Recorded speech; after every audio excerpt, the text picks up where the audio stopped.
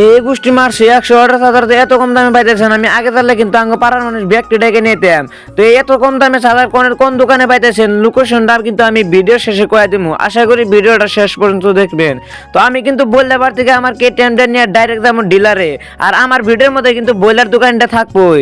আর এনে কিন্তু আমার হইলো পার্কিং রুম, মানে এনে কিন্তু নিনজা জেট স্ট্যান্ডার আর আমার কেটিএমটা পার্কিং করে থেদিছিলাম। তো বইরে করে আমার কেটিএমের ডিলারে হয়ে গেলাম গা। আর আমার কেটিএমটা কিন্তু এনে ল্যান্ড করে থেদিছি। তো তারপরে এনে কেটিএমটা হাইরে ছেড়ে ডাইরেক্ট গেলাম মুকালমা বহাগি মার্কেটে আমার একটা চার্জার কিনবার নিগে। মানে মোবাইলটা কদিন ধরে চার্জ দেয় হারি না, সেজন্য কিন্তু ভালো ভিডিও বানান হারি না। আর এটাই কিন্তু আমি চার্জার নিলাম। আর এই চার্জার কিন্তু খুব ভালো। আর এই চার্জারে কিন্তু খুব দামও কম। আপনারা কিন্তু এনে খুব কম দামে মোবাইলের ভালো ভালো বস্তু পাইবেন। কাভারের থেকে শুরু করে একবারে মোবাইলের যে কোনো বস্তু এই দোকানে কিন্তু পাইবেন।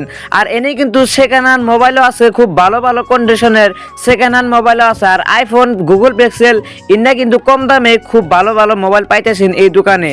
তো দোকানটা কিন্তু আছে বহাগি মার্কেট।